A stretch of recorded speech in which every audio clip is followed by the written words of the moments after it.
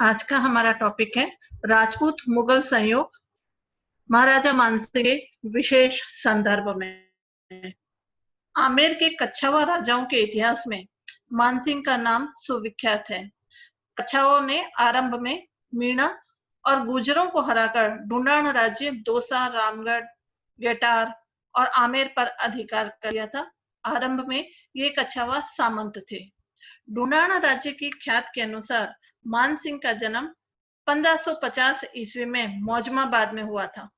फारसी तवारीखों के अनुसार वह भगवंता दास का पुत्र था, जबकि बंदायूनी, फरिश्ता और मुनोत नैन्सी उसे भगवान दास का पुत्र बताते हैं।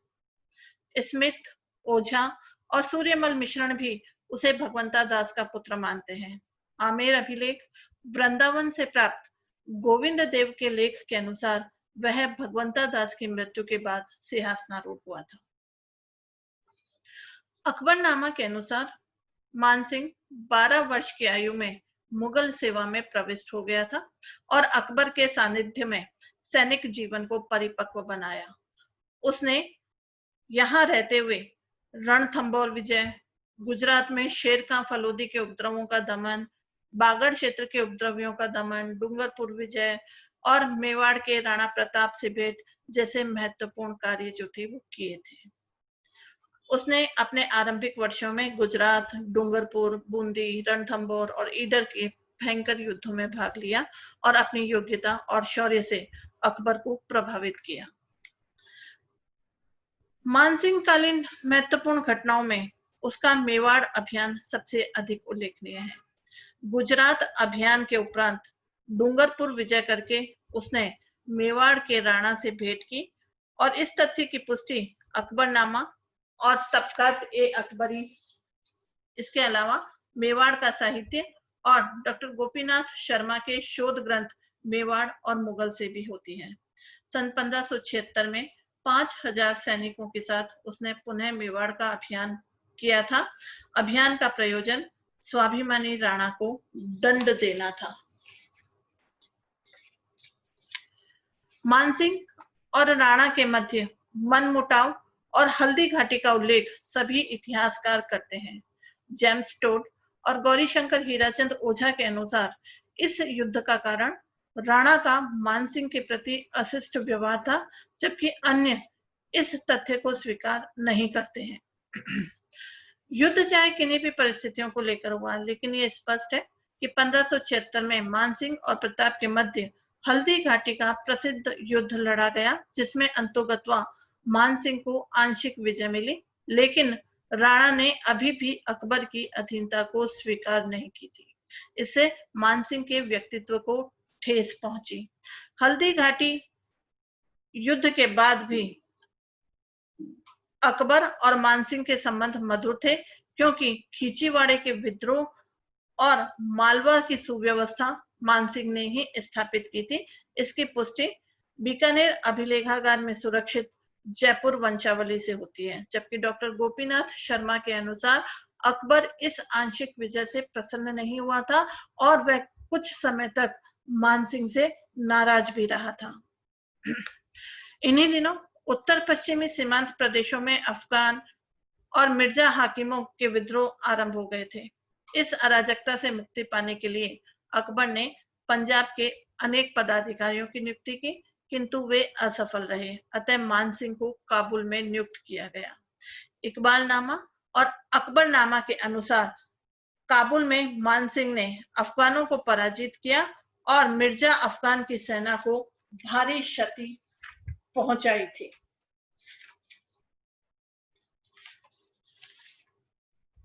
जिस समय मानसिंह पंजाब, सिंध और कश्मीर के विद्रोह शांत करने में लगा हुआ था, उसी समय मिर्जा हाकिम ने लाहौर पर आक्रमण कर दिया। मानसिंह ने उसे उचित दंड दिया।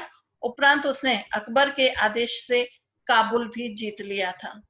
सन 1581 में काबुल में विद्रोह दबाने हेतु शहजादा मुराद के साथ मानसिंह को भी भेजा गया। उसने अफगान फूट का लाभ उठाकर काबुल पर अधिकार कर लिया और इस विजय पुरस्कार के रूप में उसे काबुल का सूबेदार नियुक्त किया गया, जिसकी पुष्टि अकबरनामा और तबकाते अकबरी करते हैं।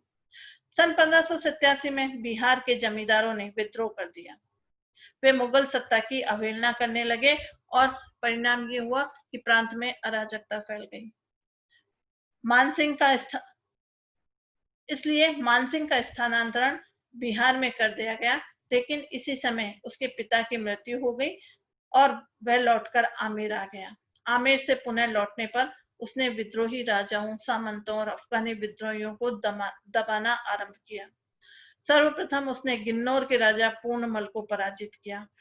पराजित पूर्णमल ने मुगल अधीनता को स्वीकार कर लिया, बहुमूल्य वस्तुएं और हाथी भेंट में दिए और अपनी लड़की का विवाह मान सिंह के भाई चंद्रभान से कर दिया।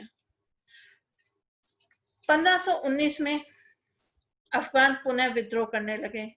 कुतुब खान ने उड़ीसा पर अधिकार कर लिया। कुतुल खान द्वारा उत्पन्न अराजकता को समाप्त करने के उद्देश्य से मानसिंह ने अफगानों के ऊपर आक्रमण किया। अफगान पराजित हुए और कुतुल खान के पुत्र नासिर खान ने मुगल अधीनता को स्वीकार कर ली और 150 हाथी और अनेक बहुमूल्य वस्तुएं उसे भेंट में दी। मानसिंह ने उड़ीसा में 1590 से 92 तक लगातार आक्रमण किए। इन आक्रमणों में जलेसर आक्रमण प्रमुख है। अकबरनामा के अनुसार इस युद्ध में अफगान पराजित हुए और वहां पर मुगलों का अधिकार हो गया था। मानसिंह की उड़ीसा विजय से प्रभावित होकर अकबर ने उसे 1594 में बंगाल का सूबेदार नियुक्त किया। इस समय बंगाल की स्थिति अच्छी नहीं थी, क्योंकि वहां भी अफगान विद्रोह कर रहे थे और बिहार और उड़ीसा से पराजित विद्रोही यहाँ शरण प्राप्त कर रहे थे। मानसिंह ने सर्वप्रथम राजधानी में परिवर्तन कर टंडा के स्थान पर अकमहल को राजधानी बनाया। पश्चात राजप्रासाद, प्राचीर और बुर्जों से उसे सुरक्षित किया और पूर्वी बंगाल में उसने विद्रोह को शांत किया। तत्पश्चात कूच बिहार के लक्ष्मी नारायण को मुगल सत्ता का प्रभाव क्षेत्र में सम्मिलित किया। अकबरनामा लिखता है कि उसने लक्ष्मी नारायण की पुत्री से विवाह भी किया था। मुगल राजकुमार सलीम आमेर राजकुमारी का पुत्र था। उसका विवाह मानसिंह की बहन के साथ हुआ था, लेकिन सलीम विद्रोह के समय मानसिंह ने उसे सहयोग प्रदान नहीं किया था, क्योंकि उसे आशा थी कि विद्रोह में सलीम को सफलता नहीं मिलेगी। सलीम विद्रोह को शांत करने में उसने अकबर को सहयोग दिया था। अंतोगत्वा सलीम पराजित हुआ और मानसिंह को बड़ी जागीर, 7000 जात और 6000 सवार दिए गए और इन्हीं परिस्थितियों में 1614 में मानसिंह का देहांत हो गया।